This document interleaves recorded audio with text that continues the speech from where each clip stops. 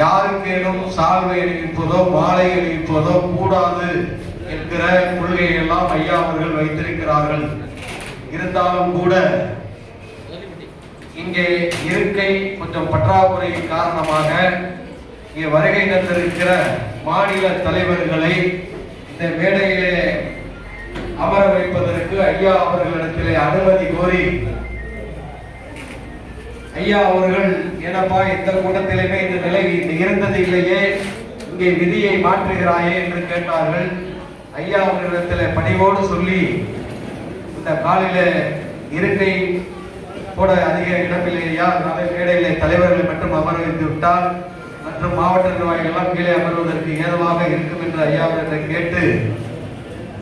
இந்த தருணத்தில் இங்கே வருகை தந்து சிறப்பித்துக் கொண்டிருக்கிற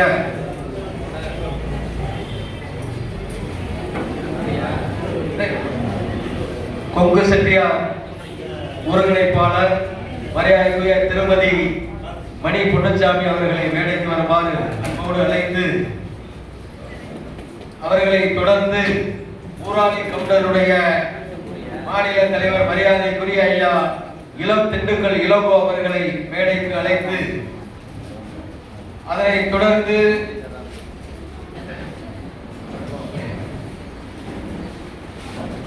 தமிழ்நாடு கோவம்ச முன்னேற்ற நல சங்கத்தினுடைய தலைவர் மரியாதைக்குரிய கலையரசன் அவர்களை மேடைக்கு வருமாறு அன்போடு அழைத்து, அதனைத் தொடர்ந்து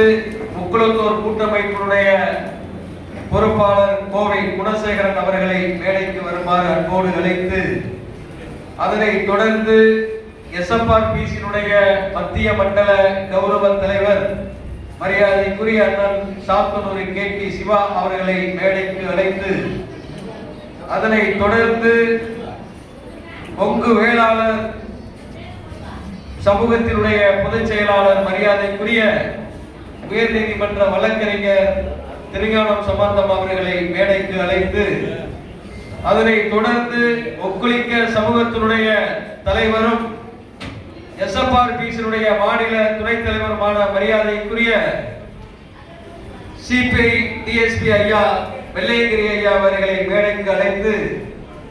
அதனைத் தொடர்ந்து வீரசைவ பேரவையினுடைய தலைவர் மரியாதைக்குரிய ஐயா நாகரத்னம் அவர்களை மேடைக்கு அழைத்து,